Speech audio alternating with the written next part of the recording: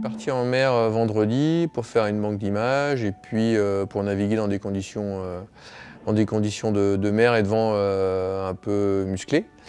Et on est rentré au port donc lundi matin. En faisant le check du bateau, on s'est rendu compte que l'avant du bateau commençait à se délaminer par l'intérieur. Donc comme d'habitude, on a commencé l'inspection du bateau. Et là, en l'occurrence, il y avait une galette d'enrouleur donc qui sert à enrouler les voiles qui avait tapé sur le côté du bateau. Et donc il n'y avait rien sur le côté. Par contre, le fond de coque était cassé. Et assez vite, on a décidé qu'il fallait sortir de l'eau pour réparer. Je suis arrivé à l'étrave dans la crash box et là j'ai vu une fissure dans le fond de coque, quoi. En gros, elle était en dessous, là, ouais, juste là, donc par l'intérieur. On a constaté que la peau intérieure était fissurée. Moi j'ai plongé quand même pour aller voir si la peau extérieure était saine ou pas. Visiblement elle l'était. Et donc après le passage des experts, on s'est rendu compte que la lame était aussi cassée et qu'il allait falloir faire une belle réparation. On répare ce qui est cassé forcément, donc qui va être assez long, ça c'est CDK qui s'en charge.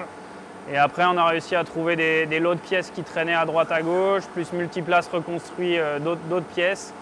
Et les chantiers du coin qui sont Magma, Gepetto et Meragité mettent des gars à dispo pour faire le renfort des zones dont on n'est pas sûr et dont on ne sera jamais sûr avant le départ, mais qu'on va renforcer de toute façon pour ne pas prendre de risques. On n'est toujours pas en mesure d'identifier l'origine de l'impact. Des expertises sont en cours. C'est quelque chose d'assez particulier. D'ailleurs, on est obligé d'agir et de trouver des solutions sans forcément avoir identifié précisément les causes.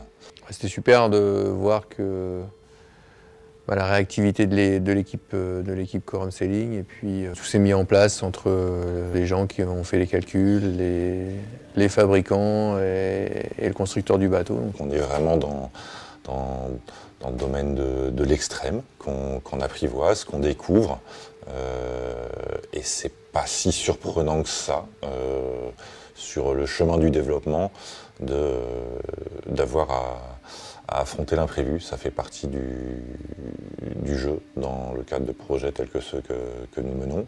En fait, on navigue sur des bateaux dernière génération qui sont extrêmes avec leurs grands foils et on est dans de la découverte. Après, c'est du prototypage. C'est dur de modéliser l'état de la mer et la violence des chocs qu'il y a sur les bateaux. Donc on a vu un point faible du bateau et on est content de l'avoir vu avant le départ. Le bateau va renaviguer très bientôt. On espère remettre à l'eau fin de semaine prochaine ou début de semaine suivante.